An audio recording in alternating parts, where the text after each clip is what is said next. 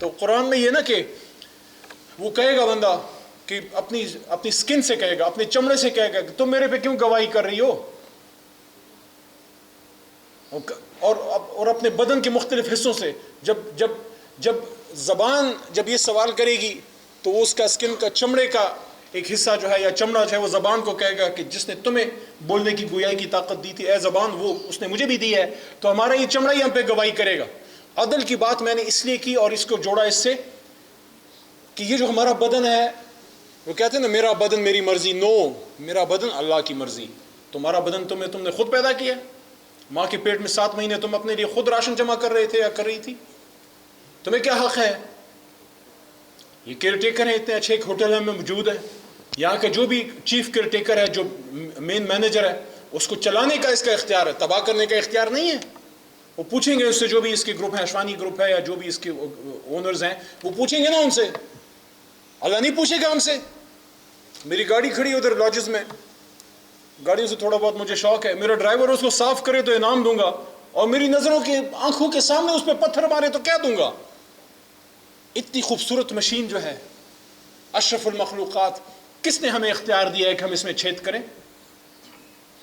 اگر ہم نے اپنے قومی بدن کو نشے کا عادی بنا دیا، اس میں سے بنیں گے پھر محمد بن قاسم، اس میں سے بنیں گے پھر سلطان صلاح الدین ایوبی۔ جب کوئی یہ بات کرتے ہیں کہتے ہیں جناب یہ قدامت پسند ہے۔ بچپن کی میری یاد ہے، ایک والد صاحب میرے سگریٹ پیتے تھے، پھر انہوں نے چھوڑی، لیکن جو ڈیمیج ان کے لنگس کو کر گئی، سو اٹ ٹک ہم ٹو ہز ڈیتھ بیڈ۔ تو نشے سے ویسی قدرتی مجھے نفرت بھی ہے۔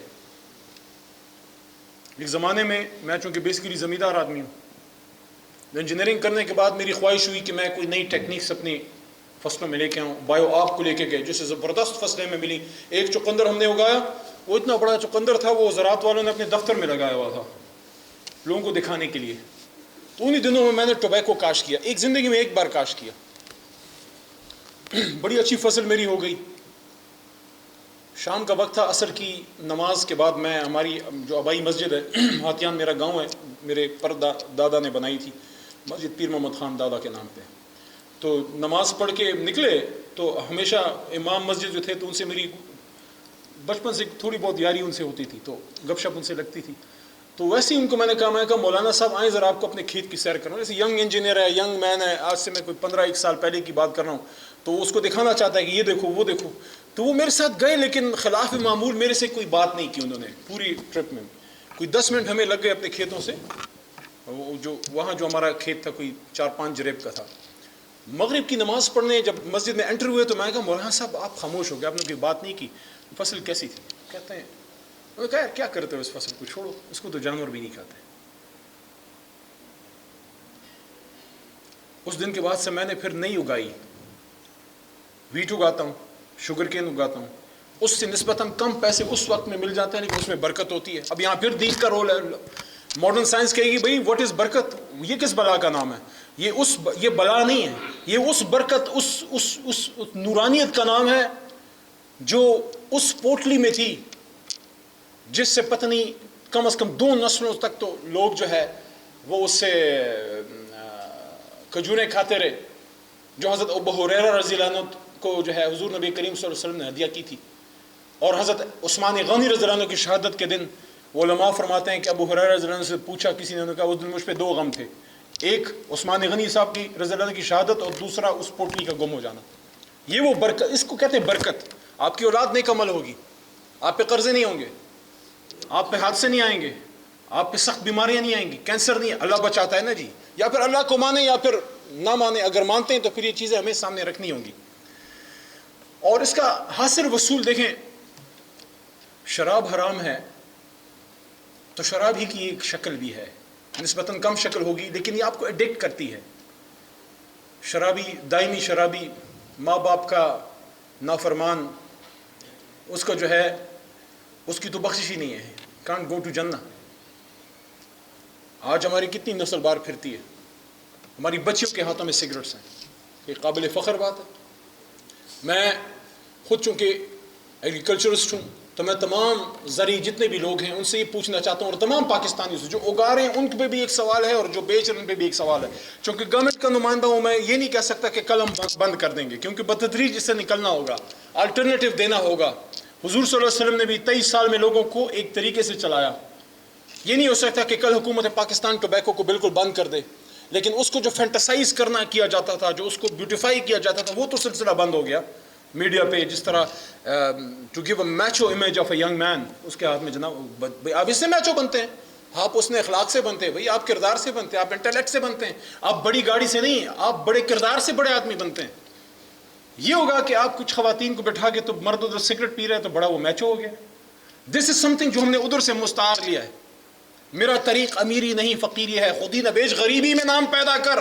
آزادی تو لے لی 70 سال پہلے, ذہن کو تو آزاد کریں. آج بھی اس پہ خوش ہے, میرا بیٹا بیرسٹر بن رہا ہے, میرے پاس ہے یونیورسٹی آف لنڈن کی ڈگری, اس پہ میں فخر نہیں کرتا, تعلیم کے لیے لی.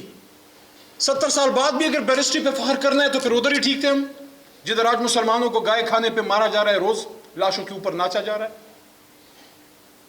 تو میں اس پہ ختم کرتا ہوں, لمبی کہانی چھوڑیں. جو اپنے بیٹے یا بیٹی کی ہاتھ میں سگریٹ دیکھ کے خوش ہوتا ہے, میں کہتا ہوں وہ ایک نہیں 2 ڈبیا بیچے. لیکن جس کو دکھ پہنچے گا جس دن اس نے اپنی بیٹے, بلکہ خاص کر بیٹی کے ہاتھ میں اس نے سگریٹ یا اس کے بعد شراب کی بوتل دیکھی, اس کو کوئی حق نہیں ہے کہ اپنے بیٹوں کو اور اپنی بچی کو تو بچائے لیکن دوسرے کے ہاتھ میں تھمائے. یہ منافقت چھوڑنی چاہیے. دو رنگی چھوڑ یا کرنگ ہو جا, سراسر موم ہو یا سنگ ہو جا. ہم اللہ کو مانے تو صحیح, اللہ کو مانتے ہیں لیکن اس کی مانتے نہیں ہیں.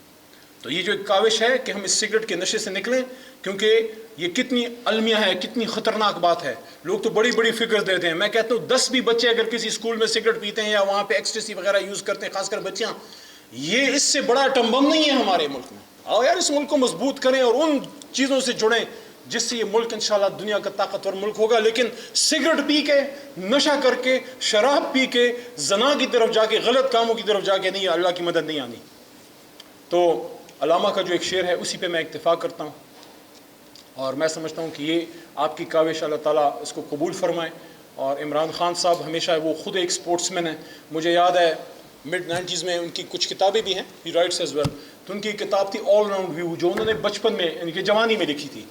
مجھے بڑا عجیب لگا اس میں ایک چیز دیکھ کے, 2 چیزیں.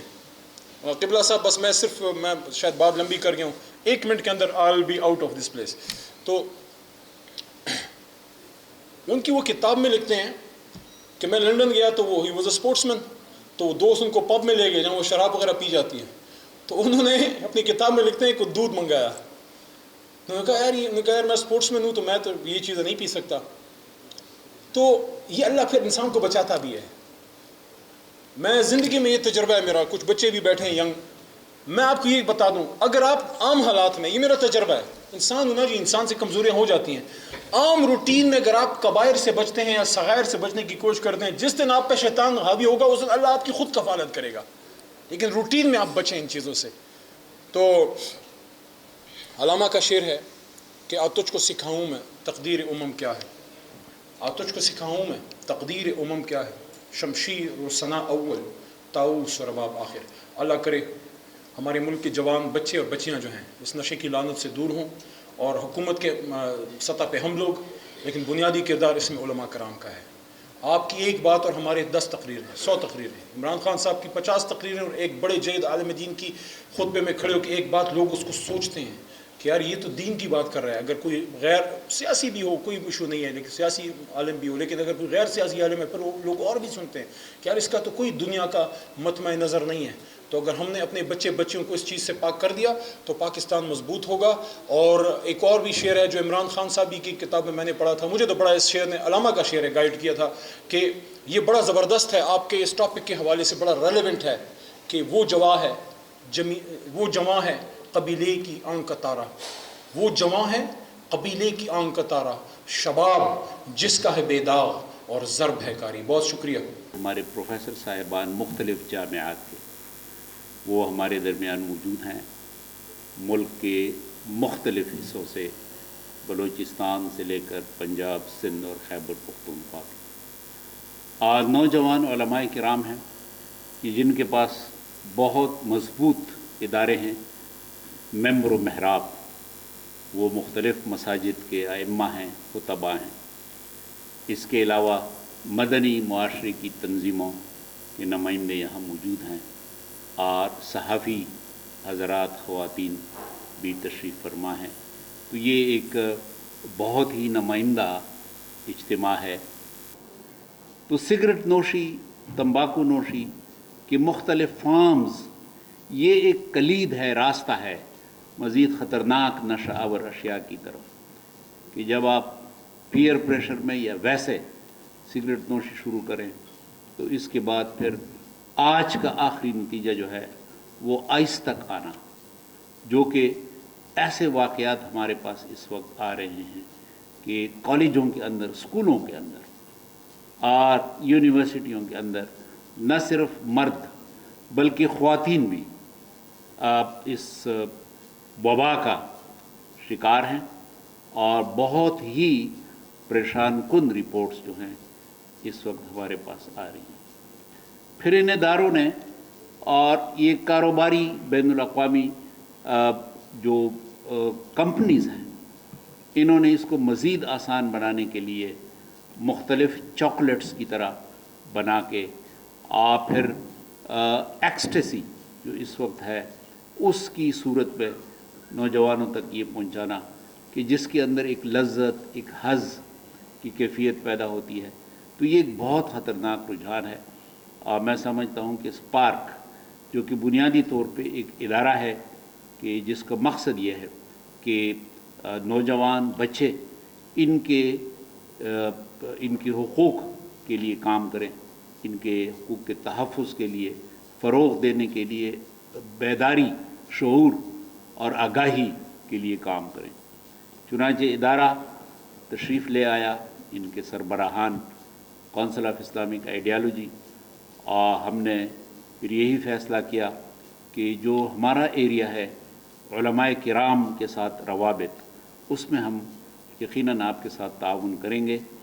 اور مجھے بڑی خوشی ہے کہ جو لسٹ ہم نے دی اس لسٹ کو مینوان اسپارک نے اس کو پذیرائی دی، اور نمائندہ علماء کرام اور نمائندہ یونیورسٹیوں کے ہمارے ذمہ داران ان کو آج دعوت دی. مجھے یقین ہے کہ آج کی اس تقریب کے بعد ہم زیادہ باخبر ہو کے اس ہال سے نکلیں گے، اور پھر جو ہماری ذمہ داری ہے نوجوانوں تک یہ پیغام پہنچانے کے لیے، تو یونیورسٹیوں کے اندر ممبر و محراب کے ذریعے اور دیگر جو ہمارے عوامی یا نوجوانوں کے ساتھ روابط ہیں ان سے کام لیتے ہوئے یہ مقصد جو ہے یہ اس کی خاطر کہ انسانی جان کی حفاظت میں، انسانی جان کے احترام کو برقرار رکھنے میں، اور ان کی صحت جو ہمارے آئندہ نسلوں کی ہے اس میں ہم اپنا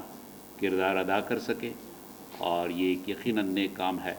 تو انشاءاللہ اسپارک اور اسلامی نظریاتی کونسل کا تعاون جاری رہے گا، اور بچوں کے حقوق کے تحفظ کے لیے ہم مل کر کام کریں گے. یہ موقع میں یقیناً اس بات کا یہ تقاضا کرتا ہے کہ ہمارے اسلامی نظریاتی کونسل کے چیف ریسرچ آفیسر CRO جناب ڈاکٹر غلام دستگیر شاہین صاحب نے بے انتہا محنت کے ساتھ اسپارک کے ساتھ بہت ہی قریبی رابطہ رکھ کے اور آج کے اس پروگرام کو یقینی بنانے میں اپنا کردار ادا کیا ہے. تو میں خصوصی طور پہ جناب ڈاکٹر شاہین صاحب کا شکریہ ادا کرتا ہوں، اور اسپارک کے عمران صاحب اور جو دیگر ان کے ساتھ ہیں روابط کو برقرار رکھنے میں آج کا یہ خوبصورت اجتماع یقینی بنایا.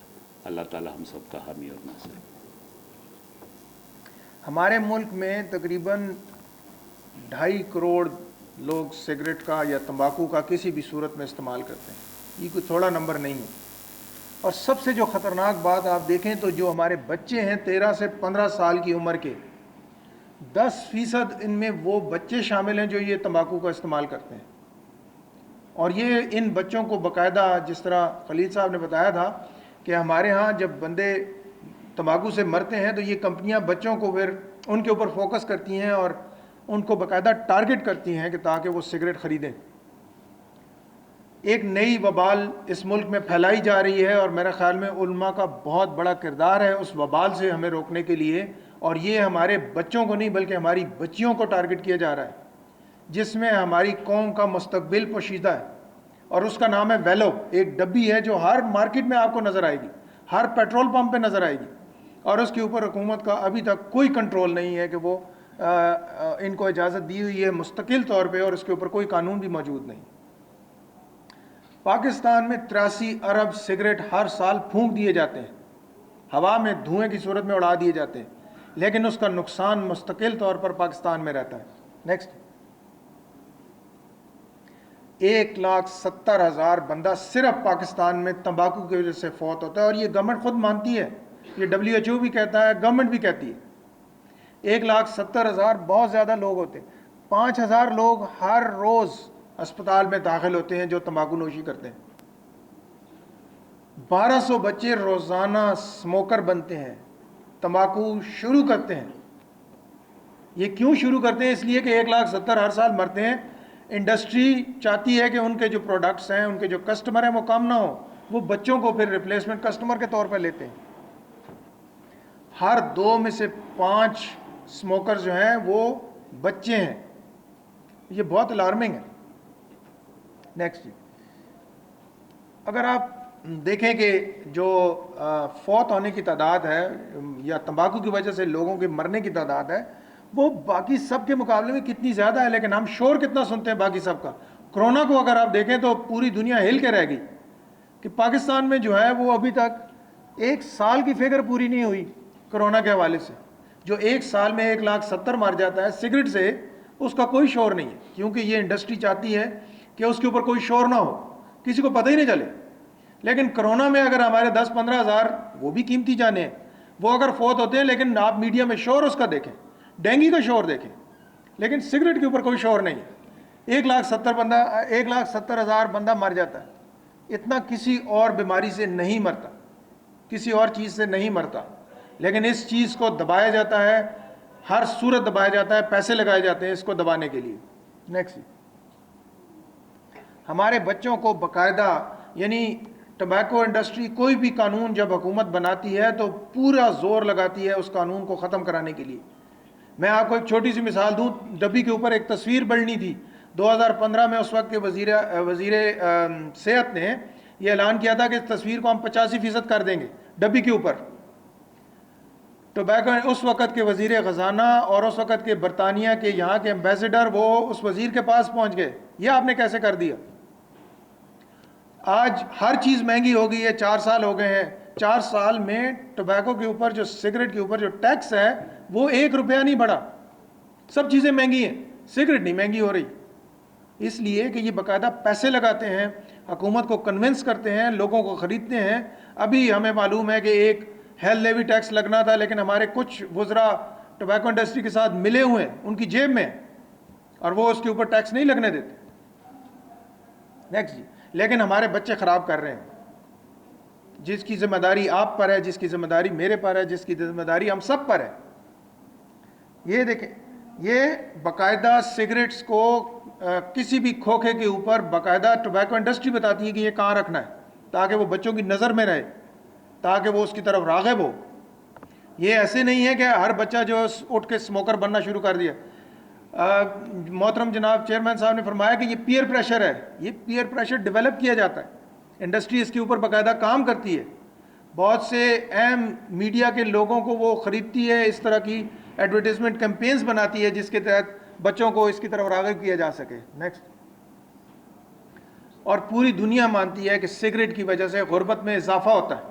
WHO کی ایک رپورٹ کہتی ہے نیکسٹ کہ جو پیسہ انسان سگریٹ پر لگاتا ہے وہ ہر گھرانے کا تقریباً 10 سے 15% اس کی انکم کا حصہ سگریٹ میں چلا جاتا ہے، جو کہ وہ خوراک پہ، بچوں کی تعلیم پہ، اچھے کام پہ صرف کر سکتا ہے. لیکن اچھا، اس کے بعد جب وہ بیمار ہوتا ہے تو اس کی جمع پونجی ساری اس بیماری میں تباہ ہو جاتی ہے، وہ پورا کا پورا خاندان غربت سے نیچے چلا جاتا ہے. نیکسٹ. 25% ہمارے جو گھرانے ہیں پاکستان میں وہ لوور انکم گروپ سے تعلق رکھتے ہیں، جو کہ سموکنگ کرتے ہیں، یعنی جن کی آمدنی بالکل مارجنل ہے، اور وہ اپنی آمدنی کا 10% اس پہ خرچ کر دیتے ہیں، اور جب بیمار ہوتے ہیں یا ان کی فوتگی ہوتی ہے تو وہ پورا خاندان 0 پہ چلا جاتا ہے. نیکسٹ جی. اس میں بہت زیادہ پیسہ انوالو ہے. آپ دیکھیں 2017 میں گورنمنٹ نے سگریٹ پر ٹیکس ادا کیا تھا, پچھلی گورنمنٹ نے.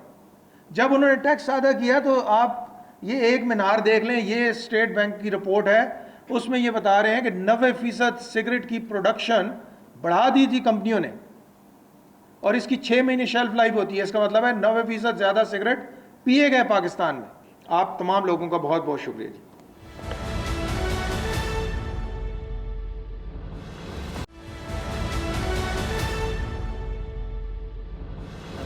اب میں ریکویسٹ کروں گا, ہمارے ساتھ موجود ہیں ڈاکٹر عمیر محمود صدیقی صاحب, ریلیجیس اسکالرس بھی ہیں, یونیورسٹی میں پروفیسر بھی ہیں. میں ان سے ریکویسٹ کروں گا کہ اسلامک انجنکشنز جو ہیں, اسلامک تعلیمات کی روشنی میں اسموکنگ کے بارے میں کیا ہدایات ہیں, تو میں ان سے ریکویسٹ کروں گا کہ وہ آپ سے آ کے وہ اسلامی تعلیمات کی روشنی میں جو ہدایات ہیں وہ آپ سے شیئر کریں. فاعوذ باللہ من الشیطان الرجیم, بسم اللہ الرحمن الرحیم. ولا تلقوا بایدیکم الی التہلکہ, صدق اللہ العظیم. سب تعریفیں اللہ رب العزت کے لیے جس نے ہمیں زندگی اور ایمان کی نعمت سے سرفراز فرمایا, اور بے شمار درود و سلام سید المرسلین خاتم النبیین محمد الرسول اللہ صلی اللہ علیہ وآلہ وسلم پر. اللہ رب کریم ہم سب کو اسلامی تعلیمات پر عمل پیرا ہونے کی توفیق عطا فرمائے. مقاصد شریعت میں ایک اہم ترین مقصد انسانی زندگی اور انسانی جان کی حفاظت ہے. اسی لیے ہم دیکھتے ہیں کہ جبر اور اکراہ کی حالت میں اگر کسی شخص کو کمپلژن کی کوئی ایسی صورتحال کا سامنا ہے کہ جان جانے یا عضو کے تلف کیے جانے کا خدشہ ہو اور دل ایمان پر مطمئن ہو, تو قرآن نے کہا الا من اکرہ وقلبہ مطمئن بالایمان, زبان سے کلمہ کفر کہنے کی رخصت دی گئی ہے جب دل حالت ایمان پر مطمئن ہو. فرمایا فمن اضطر غیر باغ ولا عاد فلا اثم علیہ, بوقت ضرورت بقدر ضرورت حالت اضطراری میں جائز ہے, رخصت ہے کہ حرام کا استعمال بھی درست ہو جاتا ہے. اس سے یہ بات معلوم ہوئی کہ شریعت اسلامیہ میں جان کی کس قدر اہمیت کو بیان کیا کہ جو سبب آپ کو گریجولی موت کے گھاٹ اتار دے. مثلا ایک شخص اپنے آپ کو شیر کے آگے ڈال دیتا ہے. اب اس نے اپنے آپ کو خود تو قتل نہیں کیا, لیکن شیر کے آگے ڈالنے کا مطلب ہے موت. تو قرآن نے دونوں صورتوں میں خودکشی کو حرام قرار دیا کہ اپنے آپ کو خود بھی قتل نہ کرو اور کوئی ایسے اسباب اختیار نہ کرو جو تمہیں ہلاکت کے قریب کر دیں. اور پھر آپ دیکھیے کہ انسانی وجود میں جو کمزوری اور ضعف پیدا ہو رہا ہے, خود اللہ کے حبیب علیہ السلام نے فرمایا کہ جو قوی اور طاقتور مسلمان ہے وہ اللہ کے نزدیک ضعیف مسلمان سے زیادہ محبوب ہے اور زیادہ پسندیدہ ہے. اب اس میں کچھ چیزیں ایسی ہیں کہ جن کو ہمیں اسٹیپس کے طور پر ہمیں اٹھانا پڑے گا. لیجسلیشن اور پھر پنشمنٹ اور اس کی ایگزیکیوشن کی طرف تو ہمیں جانا ہی جانا ہے. یعنی اس سے یہ معلوم ہو رہا ہے کہ ڈرگس کی لین دین اور عالمی سطح پر بھی امریکہ سے لے کر دنیا کے تمام تر عرب دنیا تک ممالک اس کے حوالے سے بہت اپنے نوجوانوں کے لیے پریشان ہیں. تو پاکستان کو بھی چاہیے کہ اس پر لیجسلیشن, پنشمنٹ اور پھر ایگزیکیوشن کی طرف جائے. اس کی manufacturing, distribution, marketing, sale, purchase سب پر سخت طور پر پابندی ہونی چاہیے. اب اس میں کچھ اسٹیپس ہیں میرے خیال ہے جو, کیونکہ سد باب کی بھی ہم بات کر رہے ہیں, امر بالمعروف اور نہی عن المنکر. یہ ایک ایسا اسلامی معاشرت کا بنیادی اصول ہے, ایک بنیادی قدر ہے کہ ہم بہت سی برائیوں سے اپنے آپ کو روکنے کے قابل ہو جاتے ہیں. نیکی کی دعوت دیں اور برائی سے روکیں. اور میں سمجھتا ہوں کہ نوجوانوں کو ایکٹیویٹی دینے کی ضرورت ہے. اگر ہم خود اپنے اسٹوڈنٹس کو اس ایکٹیویٹی میں انوالو کریں کہ تم لوگوں کو اچھائی کی دعوت دو اور برائی سے روکو. ہم نے خود یہ زمانہ دیکھا ہے کہ اگر کوئی نوجوان سگریٹ پیتا تھا تو وہ چھپا لیا کرتا تھا, اپنے بزرگوں کے سامنے نہیں پیتا تھا, یا اپنے ہاتھ صاف کر کے برش کر کے پھر کہیں آتا تھا. لیکن اب دیکھا جا رہا ہے کہ باپ بھی سگریٹ پی رہا ہے اور بچے بھی اس کے ساتھ سگریٹ جلا کر پی رہے ہیں. تو امر بالمعروف اور نہی عن المنکر کے انسٹیٹیوشن کو بالخصوص نوجوانوں میں اس تناظر میں پروان چڑھانے کی ضرورت ہے. خوف خدا پیدا کریں. دیکھیے اللہ تعالیٰ کے خوف سے یا قانون کے خوف سے ہی عمل ہوتا ہے. اگر قانون موجود ہی نہیں یا اس پر عمل نہیں تو وہ تو ایک پرابلم ہے. لیکن اگر ہم اپنے اندر لوگوں کے دلوں میں خوف خدا پیدا کریں اور بتائیں کہ شریعت اسلامیہ کے احکامات کے خلاف ہے تو یقیناً ہم لوگوں کو اس سے محفوظ رکھ سکتے ہیں. مسلسل تربیت اور شعور پیدا کرنے کی ضرورت ہے. آج ہم کونسل اور اسپارک اور دیگر اداروں کے کولیبریشن سے یہ پروگرام کر رہے ہیں. میں آپ کو سر انوائٹ کرتا ہوں آپ کراچی یونیورسٹی میں بھی ہمارے ساتھ کبھی تشریف لائیں. آپ وہاں بھی ہمارے ساتھ ڈپارٹمنٹ کے ساتھ آپ پروگرام کریں. مسلسل تربیت کی اور شعور پیدا کرنے کی ضرورت ہے کیونکہ جب انسانیت دشمن لوگوں کی طرف سے تسلسل کے ساتھ یہ پروپیگنڈا ہو رہا ہے, ہمارے بچوں کے اندر اس زہر کو پھیلایا جا رہا ہے, تو ہمیں بھی مسلسل تربیت کی ضرورت ہے. ایسے لوگوں کا بائیکاٹ کیا جائے جو ایسی دکانوں پر سگریٹس کو فروغ کرتے ہیں یا باقاعدہ اس کو ڈسپلے پر لگاتے ہیں. ایسی شاپس کا بائیکاٹ کیا جائے اور ان کو بتایا جائے کہ ہم تمہاری دکان سے اس لیے سامان نہیں خرید رہے کہ تم زہر فروخت کرتے ہو. آپ یعنی صحت کو بھی اگر آپ صرف کمرشلائزڈ کر دیں اور آپ کیپٹلزم کے تناظر میں انسانوں کو محض ان کی زندگی کا مقصد دولت کمانا اور ایکومولیشن آف ویلتھ ہو جائے تو پھر یہ میٹر نہیں کرتا کہ کتنے لوگ زندہ بچتے ہیں, کتنے لوگ مرتے ہیں. بس ہمارے پاس مادہ پرستی کی بنیاد پر پیسے کی بڑھوتری ہونی چاہیے. تو میں یہ سمجھتا ہوں کہ ان تمام تر کاوشوں کے باوجود جو پاکستانی یا دنیا کے تمام معاشروں میں گریجولی جو یہ چیز بڑھتی جا رہی ہے اس کا بنیادی سبب ہے دولت کی ہوس. ہمیں اپنے لوگوں کی بہت زیادہ روحانی اعتبار سے تربیت اور تزکیہ کرنے کی ضرورت ہے. اور میں سمجھتا ہوں کہ اس طرح کے پروگرامز ان بزنس کمیونٹیز کے ساتھ بھی ہونے چاہیے کہ جو باقاعدہ ان چیزوں کو فائنینس کرتے ہیں, کمرشلائز کرتے ہیں. ٹی وی چینلز کے مالکان کے ساتھ بھی اس طرح کی نشستیں ہو سکتی ہیں کہ جو یہ شعور یعنی اس شعور کو ہم سے حاصل کریں کہ اس طرح کے ایڈورٹیزمنٹ ہمارے بچوں کو موت کے گھاٹ اتار سکتے ہیں. آخر میں ایک حدیث شریف کے رسول اللہ صلی اللہ تعالیٰ علیہ وسلم نے یہی بات ارشاد فرمائی ہے کہ المسلم من سلم المسلمون من لسانہ و یدہ. والسلام علیکم ورحمۃ اللہ وبرکاتہ. بسم اللہ الرحمن الرحیم.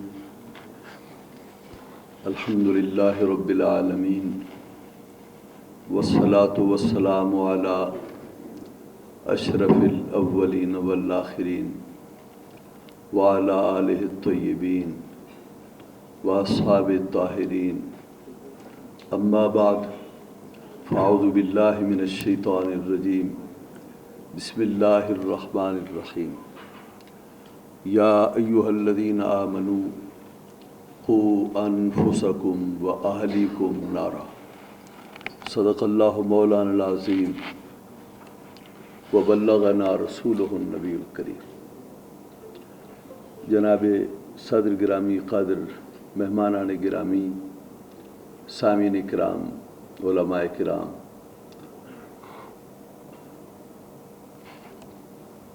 کچھ ابتدائی باتیں جو آپ کی خدمت میں عرض کرنا چاہوں گا اور اس کے بعد قدر اس کی تفصیل.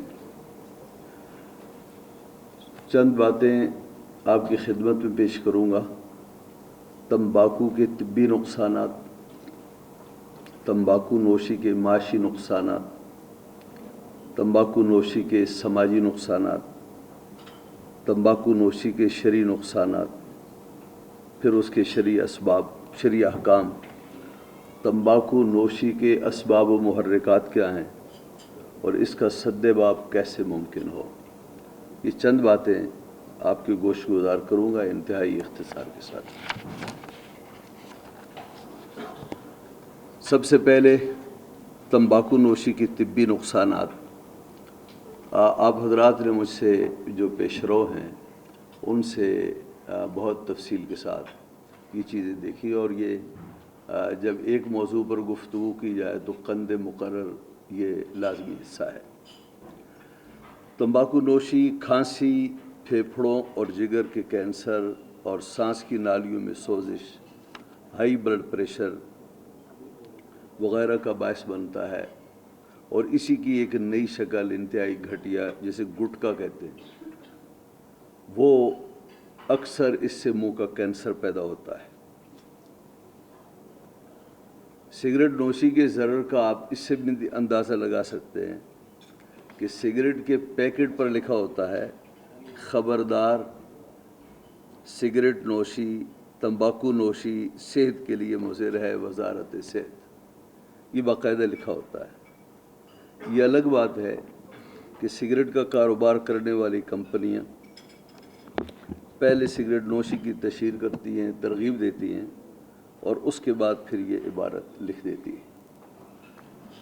معاشی نقصانات ابھی آپ نے سنا عمران صاحب سے کہ 10 سے 15% بجٹ کا حصہ سگریٹ پر خرچ ہوتا ہے، اور بیماری کے بعد سب کچھ پونجی علاج پر پھونک جاتی ہے، اور 600 ارب سے زائد کا ہمارا مالی نقصان ہوتا ہے۔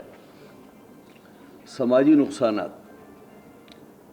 جو شخص سگریٹ پیتا ہے تو اس کے منہ سے بات کرتے وقت وہ کھانستا بھی ہے، بدبو محسوس ہوتی ہے۔ 1 فٹ 2 فٹ کے فاصلے پر بیٹھا ہوا آدمی صاف طور پر اس کی بدبو محسوس کرتا ہے، اس کے کپڑوں سے، اس کے ناخنوں سے بدبو آتی ہے۔ یہاں تک کہ سگریٹ نوشی زیادہ کرنے والا شخص، اس کی جو ناخن ہیں ان کا کلر تک بدل جاتا ہے، ان کے ہونٹوں کا رنگ بدل جاتا ہے، اس کے دانتوں کا رنگ بدل جاتا ہے۔ یہ وہ قبائح ہیں جنہیں ہم محسوس کرتے ہیں، اور یہ بدبو وغیرہ جو محسوس کی جاتی ہے، اس سے لوگوں کی اذیت کا یہ باعث ہے۔ اس لیے پبلک مقامات میں جیسے گاڑی، جہاز، ہوٹل، میٹنگ روم وغیرہ میں سگریٹ نوشی ممنوع ہے۔ اس کے شرعی نقصانات، سگریٹ نوش شخص جب تک منہ سے بدبو کو زائل نہ کرے، مسئلہ یہ ہے کہ وہ مسجد میں نہیں آ سکتا، اور اس وقت تک جب تک کہ وہ منہ کو صاف نہ کر لے نماز نہیں پڑھ سکتا۔ یعنی اس سے بڑھ کر اور کیا نحوست ہوگی اور لعنت ہوگی کہ اس وبا کے ارتکاب سے آدمی اللہ کے گھر سے محروم ہو جائے اور نماز سے محروم ہو جائے۔ نماز تو اس نے پڑھنی ہے، مسجد میں آنا ہے، لیکن منہ کو صاف کرنے کے بعد پھر آنا ہے۔ ابھی آپ نے حدیث سنی ہے کہ نبی پاک صلی اللہ تعالیٰ علیہ وسلم نے ارشاد فرمایا، من اکل سومن او بصلاً فلیعتزلنا، جس شخص نے لہسن کھایا ہو یا پیاز کھائی ہو وہ ہم سے دور رہے۔ نبی پاک صلی اللہ علیہ وسلم کا یہ فرمانا کہ ہم سے دور رہے، یہ کتنی بڑا وبال ہے اور کتنی بڑی سزا ہے۔ اور ایک روایت بھی ہے، فلیعتزل مسجدنا ولیقعد فی بیتی، یہ بخاری کے الفاظ ہیں کہ اسے چاہیے کہ وہ ہماری مسجد سے الگ رہے اور چاہیے کہ وہ گھر میں بیٹھے۔ تو جو شخص سگریٹ نوشی کرتا ہے وہ اپنے آپ کو بھی اذیت پہنچاتا ہے، اور جو مجلس میں بیٹھے ہوئے لوگ ہیں ان کی اذیت کا بھی باعث بنتا ہے۔ سگریٹ نوشی اور تمباکو نوشی کے شرعی احکام، علماء اسلام کا شروع سے سگریٹ نوشی کے معاملے میں اختلاف رہا ہے، اور اس پر کتابیں منظر عام پر آئیں۔ بہت سے علماء نے اس سے مطلقاً حرام کہا ہے، اور بعض نے قیود کے ساتھ حرام کہا ہے، بعض اس نے مکروہ کہا ہے، اور بعض نے اسے مطلقاً جائز کہا ہے۔ یہ ہر دور میں علماء کے اختلافات رہے ہیں۔ البتہ یہ بات ضرور ہے کہ شریعت مطہرہ کے 2 ضابطے ہیں۔ ایک ضابطہ یہ ہے کہ جو چیزیں نشہ آور ہیں ان کا استعمال حرام ہے، جیسے شراب ہے، افیون ہے، افیم ہے، کوکین ہے، آئس وغیرہ ہیں، تو یہ مسکر چیزیں ہیں، نشہ آور چیزیں ہیں، یہ حرام ہیں۔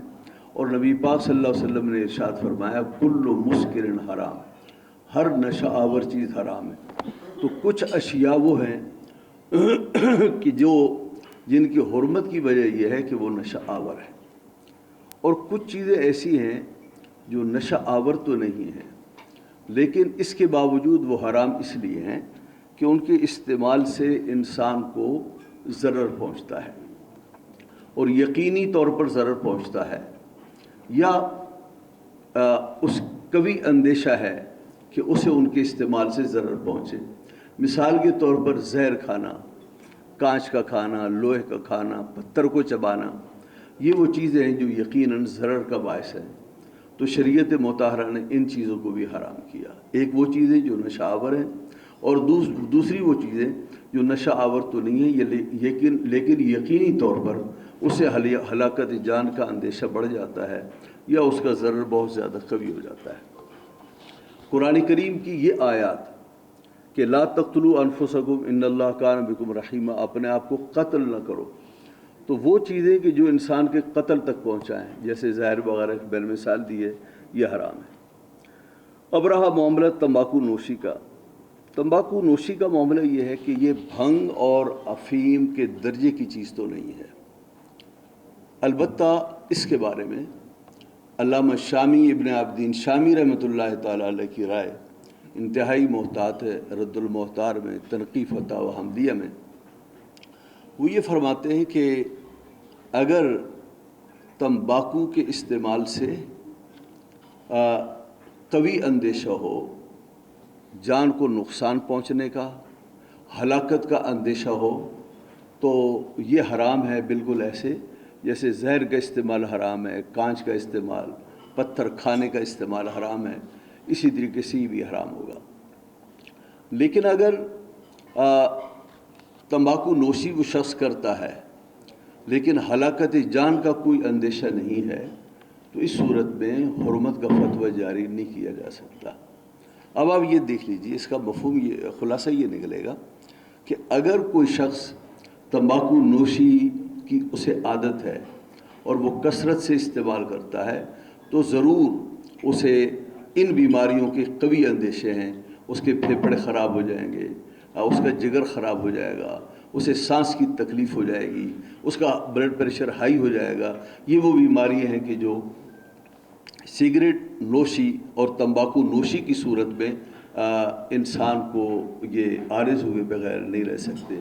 اسی طرح حضرت عبداللہ ابن عمر سے روایت ہے، وہ ایک آدمی کو نصیحت فرما رہے تھے، وہ فرما رہے تھے ادب ابنک فإنک مسئول عن ولدک ماذا ادبتہ وماذا علمتہ وإنہ مسئول عن برک وطاعتک لک، کہ حضرت عبداللہ ابن عمر نے فرمایا، ایک شخص سے فرما رہے تھے، اپنے بیٹے کو اپنی اولاد کو بہترین ادب سکھاؤ، قیامت کے دن اللہ تعالیٰ کی طرف سے سوال ہوگا تمہاری اولاد کے بارے میں، تم نے انہیں کس طرح کا ادب سکھایا اور تم نے انہیں کس قسم کی تعلیم دی۔ البتہ لڑکے سے پوچھا جائے گا کہ تم نے ماں باپ کے ساتھ بر اور حسن سلوک کیا ہے یا نہیں، طاعت کی ہے یا نہیں، تو بچہ بھی مسئول ہوگا، بڑا بھی مسئول ہوگا۔ بچے سے سوال ہوگا کہ ماں باپ کا کہنا کیوں نہیں مانا، اور بڑے سے سوال ہوگا کہ تم نے انہیں اچھے اخلاق اور اچھے آداب کیوں نہیں سکھائے۔ یہ جو میں نے آیت کریمہ پڑھی، اللہ تعالیٰ فرماتا ہے قُوا أَنفُسَكُمْ وَأَهْلِكُمْ نَارًا، کہ اے ایمان والو اپنے آپ کو اور اپنی اولاد کو آگ سے بچاؤ۔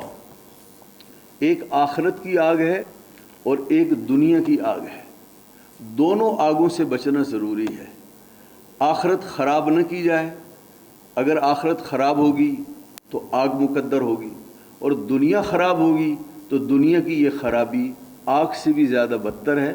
تو آگ سے بچانا چاہیے اپنے آپ کو، اپنی اولاد کو، آخرت کی آگ سے بھی بچانا چاہیے اور دنیا کی آگ سے بچانا چاہیے۔ ہمارا بچہ بری عادتوں میں ملوث ہو جائے، نشے کا شکار ہو جائے، اس کی زندگی تباہ ہو جائے، تو بتائیے ماں باپ اور اس بچے کے لیے اس سے بڑھ کر اور کیا آگ ہو سکتی ہے۔ اب اس کے بارے میں جو بچے ہیں ان پر تو والدین کو چاہیے کہ توجہ دیں اور ان کی حسن تربیت کریں، اور مسجد و محراب سے بھی یہ کام جاری رہنے چاہیے، لیکن پہلی ادب گاہ بچے کے لیے اس کے ماں باپ کا گھر ہے، ان کی گود ہے، وہاں سے تربیت ملنی چاہیے۔ اور جو بڑے ہیں، بڑی عمر کے لوگ ہیں، تو حکومت کو چاہیے کہ روزگار کے مواقع فراہم کرے، اس لیے کہ سگریٹ نوشی دو صورتوں میں کی جاتی ہے، تعیش کی حالت میں بھی کی جاتی ہے، غربت افسردگی کے عالم میں، دکھ کے عالم میں بھی کی جاتی ہے۔ تو اگر غریب آدمی ہے، وہ دکھی ہوگا، پریشان حال ہوگا، اور بے روزگار ہوگا تو اس نے اپنے دکھ کو بے روزگاری کے اس جو ہے وہ درد کو دور کرنے کے لیے وہ سگریٹ کا سہارا لیتا ہے۔ تو پھر حکومت کو چاہیے کہ جو بے روزگار لوگ ہیں ان کے روزگار کے اسباب فراہم کرے، روزگار ان کو فراہم کر کے دے تاکہ فرصت کم ہو اور بے روزگاری نہ رہے، اور بے روزگاری کی وجہ سے جو انسان دکھی ہوتا ہے، تنہائی کا شکار ہوتا ہے، فرصت میں اسے شیطان الٹے سیدھے خیالات ذہن میں ڈالتا ہے تاکہ وہ اس سے بچ سکے۔